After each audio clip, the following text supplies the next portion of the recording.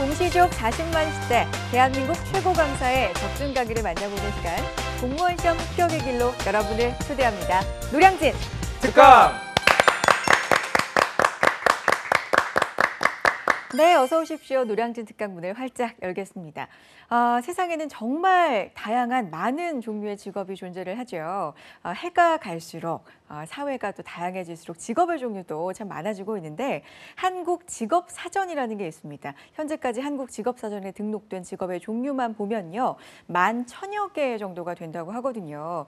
여기까지 들으신 분들은 아니 직업의 종류가 11,000여 개가 될 정도로 많은데 왜 내가 일할 직업, 내 일자리는 없을까? 뭐 이렇게 생각하시는 분들도 있을 것 같습니다. 그만큼 직업의 종류는 참 다양하지만 좋은 일, 좋은 직장, 양질의 일자리는 부족하고 손에 꼽기 때문에 그런 일자리에는 경쟁률이 그만큼 치열하다는 뜻이겠죠. 양질의 일자리가 좀 더 많아졌으면 좋겠다라는 생각 해보게 됩니다. 자, 오늘도 두 분의 공무원 준비생 함께하겠습니다. 안녕하세요. 안녕하세요. 반갑습니다. 네, 좋은 일, 좋은 직장 우리가 구하기 위해서 열심히 지금 하고 있는 거잖아요. 그렇죠?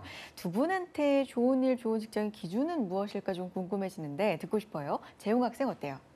저는 일단 좋은 일이라는 것은 취미 활동과 그 일 두 가지를 이제 병행할 수 있는 게 가장 좋은 일이라고 생각하는데 그 이유 중에 하나가 네. 뭐 하나에 치우치지 않고 제가 하고 싶은 일도 하면서 일을 할 수 있는 게 가장 마음에 든다고 생각합니다. 그래요. 좀 너무 일에만 매몰되지 않고 내 취미나 흥미도 좀 살릴 수 있는 시간적 여유도 있는 직업 네. 정말 좋을 것 같아요. 네, 관규 학생 어때요? 저는 아무래도 적성에 맞는 일을 찾아야 되는 중요하죠. 게 제일 좋지 않을까. 네. 왜냐하면 주변에서 봐도 회사에 그냥 그 적성 안 맞게 그냥 돈 많이 주면 갔다가 그냥 어떻게든 일자리 찾으려고 네. 하는 애들은 금방 퇴사를 하거든요. 뭐 저 같은 경우에는 활동적인 걸 좋아하니까 공무원 중에서도 조금 활동적인 게 경찰이더라고요. 네. 막 나가서 뭐 순찰도 하고 뭐 이런 식으로. 그래서 적성에 맞는 게 제일 좋은 일 아닌가 생각합니다. 그렇죠. 지금 두 분의 대답이 어떻게 보면 정말 450만 취업준비생의 마음을 어느 정도는 많이 대변한 대답이 아니었나라는 생각이 듭니다. 시간적 여유도 좀 있었으면 좋겠고 적성에도 맞아야 되겠고요. 실제로 이런 조사 결과가 있습니다. 취업준비생 20대나 30대 조금 비교적 젊은 취업준비생들은 직업을 선택할 때 좋은 일자리, 직장의 기준을요. 일단은 흥미도 좀 살릴 수 있으면서 그 직장 내에서, 직업 내에서 나를 좀 발전시킬 수 있었으면 좋겠다. 이런 대답을 많이 했고요. 그 좀 더 많은 연령대의 사람들은 직업의 안정성이 굉장히 중요하다라고 꼽았습니다. 이 두 가지가 적절히 조화된 직업이 공무원이기 때문에 공무원의 인기가 날이 갈수록 좀 높아지고 있는 게 아닌가라는 생각이 드는데요. 자, 오늘도 그 좋은 직장, 좋은 일자리, 좋은 직업을 위해서 노력하고 계신 여러분을 위해서 저희도 좋은 양질의 강의 준비해 놓고 있습니다. 자, 공무원 회계학의 아이콘 김성수 교수님의 강의인데요. 지금부터 박수로 청해 듣겠습니다.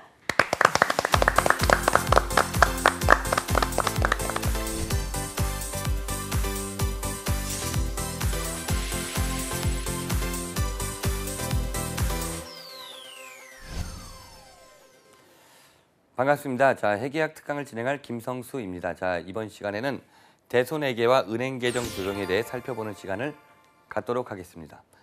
자, 먼저 대손에 대한 걸 먼저 우리가 생각해 봐야 되는데요. 대손이란 게 뭐냐면 바로 기업이 채권을 못 받게 되는 걸 바로 대손이란 거죠.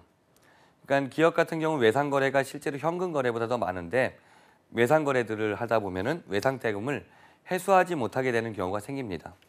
그래서 뭐 상대방, 거래처의 파산이라든지 뭐 기타 등등의 사유로 돈을 못 받게 되는 거, 이를 대손이라 그런 거죠. 실제로 돈 거래를 많이 하는 은행 같은 경우는 대손율이 좀 더 일반 기업보다 좀 더 크고요. 그리고 뭐 제2금융권 같은 경우는 좀 더 이제 대손에 대해서 좀 더 많이 설정하고 있습니다. 자, 그래서 어쨌든 대손, 그 정의 자체는 채권을 회수하지 못하게 되는 것을 대손이라 한다, 이렇게 이해하시면 되고요. 대손 IFRS의 기준을 보면요, 이렇게요. 개별적으로 유의적인 금융자산의 경우 우선적으로 손상 발생의 객관적인 증거가 있는지를 개별적으로 검토한다 그랬어요. 그리고 개별적으로 유의적이지 않은 금융자산에 대한 경우 개별적 혹은 집합적으로 검토한다. 이게 무슨 말이냐면 거래처가 A 거래처, B 거래처, C 거래처가 있어요. A 거래처는 A와 B는 매우 중요한 거래처예요. 우리 거래도 많이 하고 거래 대금도 크고 이러면 A 따로 B 따로 개별적으로 대손이 얼마나 될지 검토한다는 거고 예를 들어서 C, D, E는 별로 안 중요한 거래처예요. 이들은 각각 해도 되고 개별적 해도 되고 아니면 묶어서 집합적으로 해도 상관이 없다 이런 얘기예요. 자, 그다음에 대손회계에 대해서 우리가 살펴보겠는데요. 대손회계가 학생들이 회계학 처음 배울 때 좀 어려워하는 파트예요, 실제로. 회계에서는 이렇게 대손회계를 충당금 설정법이란 방법을 쓰고 있거든요. 그래서 일반적으로 학생들이 좀 어려워하는 그런 파트가 돼요.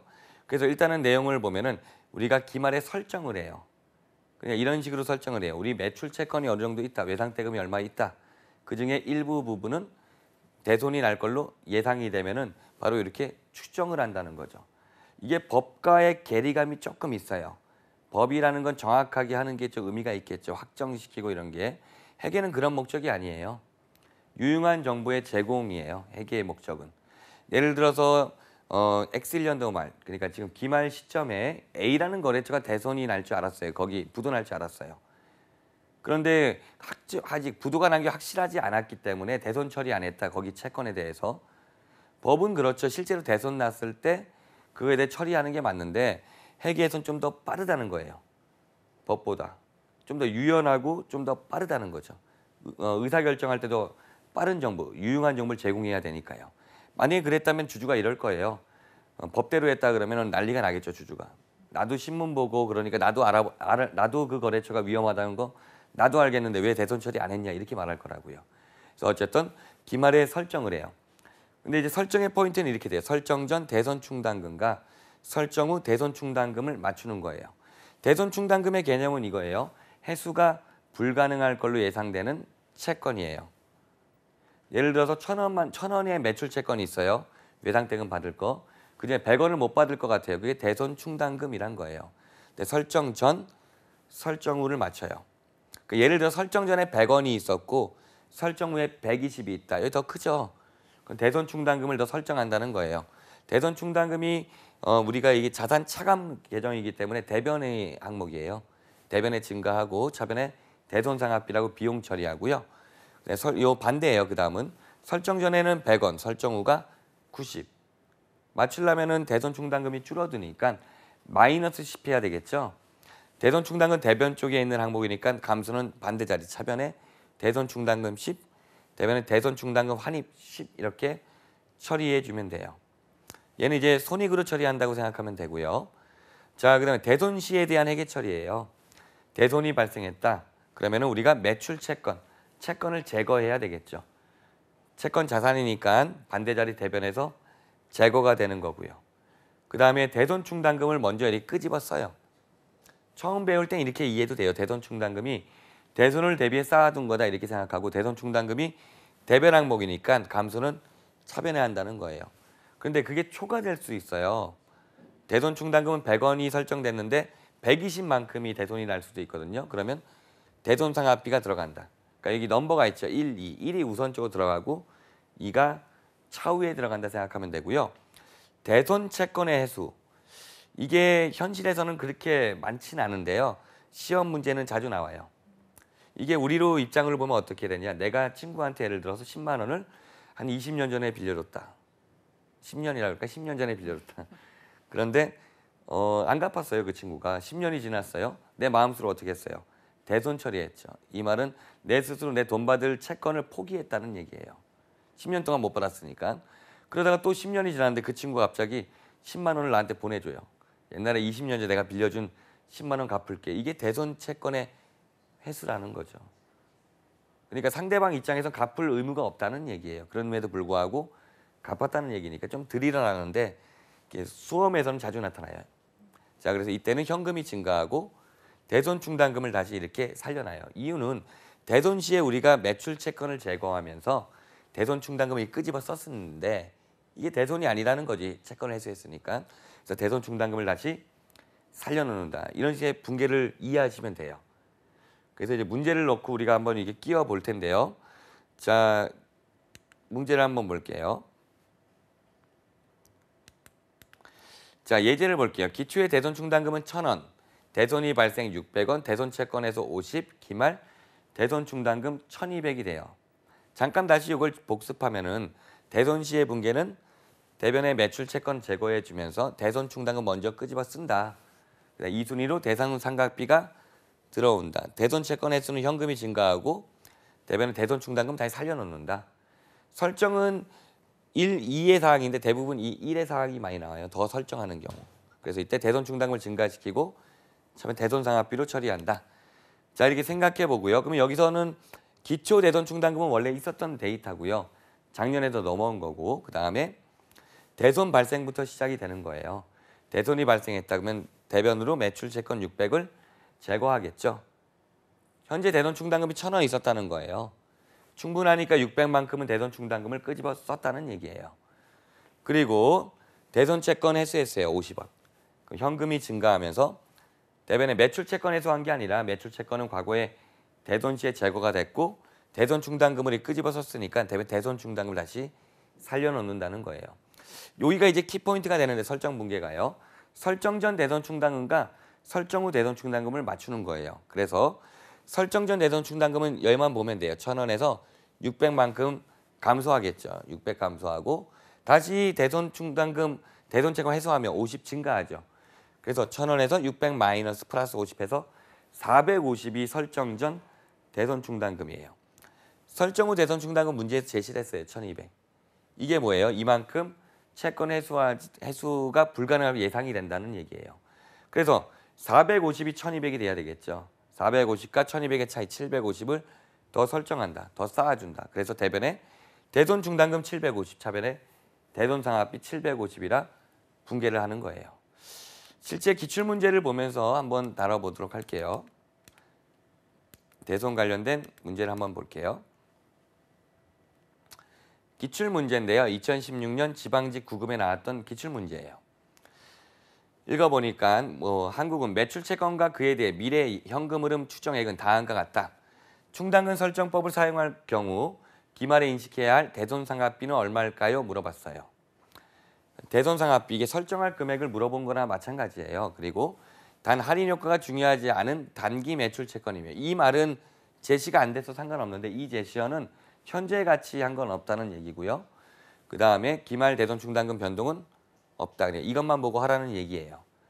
그러면은 여기서 먼저 이걸 볼게요. 잠깐 답을 띄워놓고 잠깐 보여드릴게요. 일단은 기초의 매출채가 26,000원이에요. 추정 24,500원이에요. 이 말은 기초에 26,000원의 매출 채권이 있는데 이 중에 1,500이 대손 충당금이란 거예요. 1,500 회수가 불가능할 걸로 예상돼서 24,500원이 회수 가능하다 이런 얘기고요. 기말은 3만 원이 있고 26,500원이에요. 3,500만큼 회수가 불가능해서 26,500원이 됐다는 얘기죠. 그러면 설정 전 대손 충당금은 1,500에서 출발하는 거예요. 1,500. 기초가 1,500이거든요. 1,500 못 받을 것 같으니 24,500이 회수 가능하다 이렇게 본 거니까 1,500인데 아까 보면 플러스 마이너스를 했죠. 근데 얘는 기중에 어떤 사건이 없어요. 대손이 발생하거나 대손 채권 회수하거나 이런 사건이 있어야지만 그에 대한 영향이 있는데 없죠. 그래서 1,500이에요. 기초가 설정 전도 1,500이 되는 거예요. 그리고 설정 후 금액은 이거죠. 3,500이죠. 이 둘의 차이. 1,500과 3,500의 차이. 얼마를 더 설정해요? 2,000원. 답은 2,000원이에요. 2,000원. 분계는 이렇게 돼요. 차변에 대손 상각비 2,000원, 대변에 대손 충당금 2,000원. 이런 식으로 분계가 이루어진다는 얘기예요. 자, 그 다음에 한번 더 예상 문제를 한번 만들어 봤는데 자, 보니까 얘는 X1년도 설립된 주 논리의 매출 채권과 대손과 관련된 자료는 다음과 같다. 논리 X2년도의 포괄손익계산서에 표시된 대손 상각비는 얼마일까요? 아까랑 똑같은 거 물어봤고요. 이때도 답을 같이 띄워보면 X1년 12월 말 매출 채권은 100만 원이다. 이게 기초예요. X2년이니까. 그중에 10만 원, 그중에 그 금액 중 10만 원이 회수 불가능하다고 추정된다. 기초의 대손 충당금이 10만 원이 있다는 얘기예요. 기초 시점에 100만 원이 채권이 있는데 10만 원 못 받을 것 같다는 얘기예요. 그러니까 실제로 받을 걸로 예상되는 90만 원이란 얘기죠. 그런데 정기에 매출한 25만 원의 매출 채권이 회수 불가능하다 판단된다. 대손이 발생했다는 얘기예요. 25만 원. 그럼 우리가 10만 원에서 기초의 대손 충당금 25만 원을 빼겠죠. 대손이 발생한 대손 충당금에서 빼버렸으니까. 그리고 얘는 대손 확정된 25만 원 중 7만 원 현금으로 회수했다. 이거 대손 채권의 회수죠. 대손 충당금이 증가하겠죠. 설정 전 금액이 그럼 마이너스 8만 원 나와요. 설정 후의 금액은 기말의 매주 채권 70만 원, 8만 5천 원이 회수 불가능하다. 8만 5천 원이 기말의 대손 충당금의 추정치가 된다는 얘기죠. 그러면 마이너스 8만 원에서 8만 5천 원을 가야 돼요. 이게 빨리 푸는 팁이긴 한데요. 그러면 16만 5천 원의 차이가 나죠. 5천 원 아니죠. 이게 마이너스니까. 16만 5천 원만큼 더 대손 상각비를 설정한다는 거예요. 그 답이 2번이 돼요. 대손 상각비 얼마냐? 16만 5천 원. 그래서 우리가 실제 분계로 이걸 익숙하고요. 학습을 할 땐. 학습을 할 때 이렇게 분계로 우리가 연습을 해놓은 다음에 실제로 문제를 풀 때는 분계로 풀면 차례로 푸니까 시간이 오래 걸리거든요. 그러니까 어떤 걸 연습한다? 이 유형을 학습한 다음에 대손 충당금의 움직임만 잘 보면 돼요. 대손에게는 사실 계산 문제에선 설정 전 대손 충당금과 설정 후 대손 충당금만 잘 찾으면 돼요. 그래서 다시 보시면은 여기 아까 기초의 대손 충당 1,000원이었다. 근데 대손이 발생해 600만큼 설정 전을 찾는 거예요. 끄집어 쓴 게 된 거잖아요. 600 마이너스가 됐고 대손 채권 회수하면 대손 충당금 증가한다 그랬잖아요. 그래서 50 플러스에서 450이 설정 전이에요. 얘만 찾으면 거의 다 찾은 거예요. 설정 후는 1200이 된다. 이 차이 750 더 설정해야 되잖아요. 750이 바로 대손 상각비로 인식할 금액이 된다. 그리고 문제에서 물어본 게 750을 물어보거든요. 근데 얘도 마치 분계를 좀 더 연습을 해갖고 좀 다른 걸 물어볼 수 있으니까 일반적으로는 이렇게만 좀 정리해 주시면 돼요. 그러니까 개념상 중요한 건 어떤 거예요? 바로 대손 충당금에 대한 개념이죠. 그래서 이런 상태가 여기 예제를 잠깐 보여드릴게요. 다시. 이 예제를 다시 보신다면 이게 기말이 됐다고 하면요. 3만 원이 매출 채권이 있다는 얘기예요. 근데 그중에 26,500원이 회수 가능하다는 건 3,500이 회수 불가능하다는 거죠. 3,500이 대손 충당금이란 거예요. 대손 충당금의 정의가 회수 불가능할 걸로 예상되는 채권을 의미한다는 얘기죠. 회수 불가능할 걸로 예상되는 채권. 이게 대손 충당금이란 거예요. 그래서 실제로 이제 우리가 재무제표 같은 거 취업이라든지 이런 목적으로 재무제표 같은 거 많이 보거든요. 실제로. 그 회사 지원할 때 지원 동기라든지 이런 거 볼 때 이제 재무제표를 좀 열람해 갖고 이제 거기 회사를 보죠. 그러면 재무상태표 보면은 대손 충당금이라는 계정이 나오겠죠. 그게 바로 회수가 불가능하고 예상되는 채권을 의미한다는 거죠. 일반적으로 대부분 1% 정도 돼요. 일반 기업은 1% 정도 돼요. 금융사는 좀 더 많이 잡혀 있고요. 그리고 제2금융권은 막 10%에서 한 15%까지도 좀 잡혀 있는 경우가 많고요.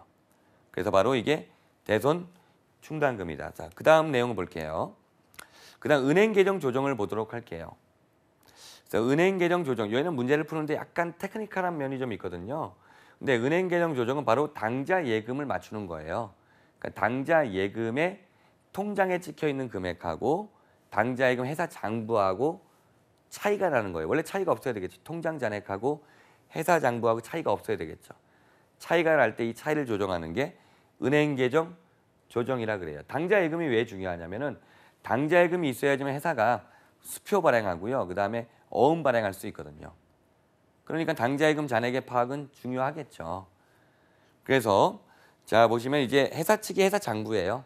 은행 측이 은행 측 예금 잔액을 말하고 있고요. 자 일단은 은행하고 회사하고 이제 장부를 맞출 건데 오류가 있으면 일반적으로 회사 오류겠죠. 일반적으로. 근데 은행에서도 오류가 나올 수 있어요. 첫 번째 미기입 예금이라고 되어 있는데 이거 상황을 좀 이해를 해야 돼요. 어떤 거냐? 지금이 12월 31일이고요. 그리고 지금이 한 오후 한 4시 가까이 된 거예요.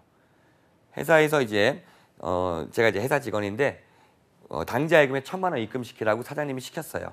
그래서 막 뛰어갖고 사장님한테 아니 은행 가서 은행문 이게 셔터문 닫힐 때 내가 슬라이딩해서 들어간 거지. 1,000만 원 입금 되나요? 물어보니까 입금이 된대요 이게. 근데 은행에서 이런 말을 해요. 입금은 되는데 전산이 마무리가 돼서요. 찍혀 나오는 건 다음 연도 1월 30일에 보인다는 거지. 이게 바로 미기입 예금이에요.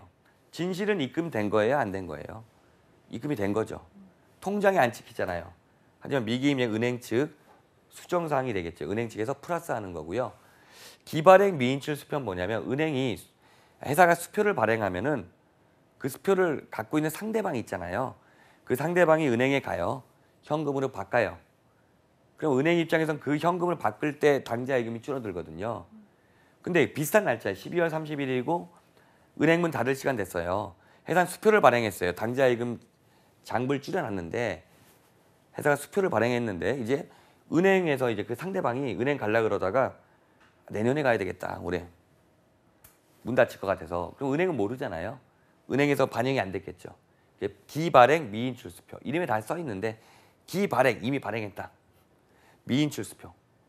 아직 인출하지 않았다. 얘는 은행 측에서 차감하는 항목이 돼요. 자, 회사 측 오류는 뭐 회사 오류인데요. 미통지 예금, 이자 수익 같은 경우는 은행에 이제 통장에 찍혀 있는데 이자가 통장에 찍힐 거잖아요. 그리고 회사가 장부에 반영 안 한 거니까 플러스 조정하면 되고요. 미통지 예금이란 거는 아까 그건과 비슷한 건데요. 회사의 통장에 당좌예금이 입금이 됐어요. 그럼 전화가 오거든요. 은행에서 입금됐다고. 근데 전화가 안 온 거야.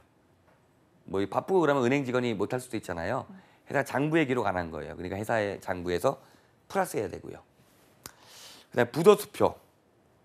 부도수표는 좀 상황이 좀 이해가 돼야 되는데 문제에서 그냥 부도수표 이렇게 나와도 그냥 이대로 풀거든요. 부도수표는 뭐냐면 회사가 남이 타인 발행 수표를 받았어요. 그걸 당좌예금에 입금을 시켜요. 회사 장부를 증가시켰겠죠.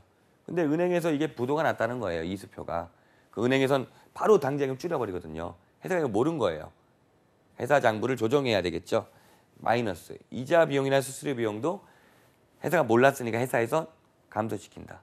이런 거는 문제를 좀 풀어보는 게 좀 더 이해가 빠르니까요. 전이 다른데 끝에가 같게 된다. 이런 거죠. 자, 문제를 한번 볼게요. 2016년 국가직 9급 문제 볼게요. 답을 같이 띄워볼게요. 판서를 제가 못하니까 원래 이제 회계학에서 판서를 좀 많이 하는데 여기서 이제 같이 보죠. 자, 은행 계정 조정이에요. 조정 전 금액이에요. 회사 측, 은행 측이 나눠요. 그러면 한국의 조정 전 당좌예금 잔액이 회사 측이죠. 12,200원. 그다음에 은행 예금 잔액 증명서상의 잔액 12,500이 은행 측 잔액이 돼요. 뭐 은행이란 말도 있고요. 예금 잔액 증명서라는 걸 수업 시간에 학생들 좀 이해해보라고 설명을 하거든요. 그래서 기업이 어떻게 하냐. 기말에 은행한테 전화를 해요. 바로 당좌 예금 잔액 증명서 좀 팩스로 보내라고. 그 당좌 예금 잔액 증명서가 팩스로 와요. 그 당좌 예금에 얼마 들어있냐 이게 찍혀서 오는 거죠. 그게 바로 잔액 증명서. 그러니까 은행 통장에 찍혀 있는 돈이라고 이해하시면 돼요. 자, 뭐 한국이 발행하였으나 은행에서 미인출한 수표. 이게 기발행 미인출 수표예요. 기발행 미인출 수표를 외우면 문제 못 풀 수도 있어요. 이해해야 돼요. 회사가 발행했는데 인출하지 않았다. 은행에 오른 거예요. 은행. 근데 수표 발행하면 당좌예금 주니까 2,000원 은행에서 마이너스 되는 거고. 그다음 한국에서 발행하였으나 은행에서 그다음에 한국에서 입금 처리하였으나 은행에서 미기록된 예금. 은행에서 기록이 안 된 거니까 은행 오류죠. 은행 측 가산 항목이 되죠. 미기입 예금이라 그런 거고. 그다음에 한국에서 회계 처리하지 않은 은행 수수료. 이거는 회사 오류죠. 그만큼 예금이 줄겠죠. 잠깐만요. 잘못 봤구나. 500원이죠. 500원. 예. 은행 수수료 500원. 예. 그러니까 회사 측에서 마이너스 500 되는 거죠. 예. 비춰갖고 자 그다음에 타 회사가 이제 부담할 수수료를 한국의 정가 은행의 오류. 얘도 좀 동그라미 칠 필요가 있어요. 학생은 요거 좀 잘 틀리는데 은행도 오류가 있다는 거. 왜냐면 우리 회사가 그러니까 다른 회사의 수수료 비용 우리 회사의 수수료 비용 한 거잖아요. 그러니까 우리 회사에서 차감한 거예요. 우리의 돈을 빼간 거란 말이에요. 채워줘야죠. 플러스 200 은행에서. 그다음에 한국에서 회계 처리하지 않은 이자 비용. 이거는 회사에 오르겠죠. 이자 비용만큼 주니까 마이너스 300 되죠. 자, 그래서 이렇게 수정한 다음에 이 수정 후에 금액 일치가 돼요. 근데 이게 빨리 푸는 방법이 뭐냐면 9급 문제에서 요 하단을 물어보잖아요. 그럼 원래 조정이 4개가 안 나와야 돼요. 근데 하나, 둘, 셋, 넷, 5개 나온 거거든요. 많이 나온 거예요. 그러면 보통 상단을 물어봐요. 4개를 물어보면 요 상단. 요 같으니까 요 X를 찾아 들어가는데 하단이라면 여기와 여기니까 어디나 일치해요. 빨리 푸는 거는 적은 쪽을 푸는 거지. 확실하면 회사측만 이해되면 회사측 요것만 풀면 답이 바로 나오잖아요. 이렇게 푸는 게 하나의 팁이라 이렇게 볼 수 있어요. 자, 그래서 자 이번 시간에 우리가 그 매출 채권에 대한 대손회계 그리고 은행 계정 조정에 대해 살펴봤어요. 자, 그래서 여러분들이 이게 숙달시키면은 득점을 할 수 있는 그런 부분이니까 여러분들이 이제 연습하고 해서 숙달을 시키기 바랄게요. 자, 마치도록 할게요. 예, 감사합니다.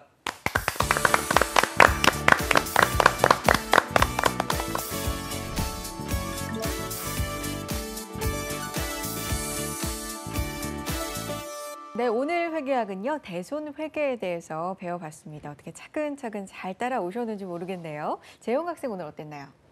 저 맨 처음에 이 대손회계라고 해서 되게 거창하게 느껴가지고 처음 들어보고 되게 무섭고 했는데 선생님께서 표라던가 이런 유형들을 잘 정리해서 알려주셔서 좀 이해하기 그래도 좀 더 쉬웠던 것 같습니다. 그래요. 처음 접하는 분들은 물론 좀 낯설고 어려우실 수 있을 것 같아요. 저도 약간 그런 느낌이었는데 그래도 말씀 차근차근 따라가다 보니까 이해하게 되더라고요. 그렇게 차근차근 우리 지난 시간에 또 복리법 배웠잖아요. 복리하는 공부법. 그렇게 복습을 좀 열심히 하시는 방법도 택해 보시면 어떨까 생각을 해보게 됐습니다. 네, 노량진 특강 마칠 시간이 됐습니다. 일할 능력은 있지만 일하지 않고 쉬는 소위 청년 백수가요. 36만 명을 기록하면서 4년 만에 최대치를 또 기록했다는 씁쓸한 소식이 있습니다. 그러니까 특별히 스펙을 쌓고 있지도 않으면서 그냥 막연히 쉬고 있는 인구가 그만큼 많다는 거죠. 근로 환경도 좋지 않고 복지도 좋지 않고 적은 돈으로 일할 바에는 아예 쉬는 것을 택하겠다. 뭐 이런 생각을 가진 사람들이 그만큼 많아지고 있다는 얘기인데요. 그럼 이 문제를 어떻게 해결해야 될까 생각을 해보면요. 노량진 특강 문 열면서 이야기를 나눴던 좋은 일자리, 양질의 일자리가 좀 더 많아져야 되겠구나라는 생각을 해보게 됩니다. 기업 차원만이 아니라요. 사회적으로도 좀 더 인간적으로 존중받으면서 일할 수 있는 그런 기업들 그리고 차별받지 않는 기업들이 좀 더 많아지면 좋겠다라는 생각 해보게 되면서요. 자, 오늘 노량진 특강 마치도록 하겠습니다. 오늘 함께 하신 내용 중에 다시 듣고 싶다, 놓친 부분이 있다 하시는 분들은요. 한국직업방송 홈페이지 또 유튜브 통해서 보실 수 있습니다. 놓치지 말고 챙겨가세요. 다음 이 시간에도 알찬 강의로 돌아오겠습니다. 고맙습니다.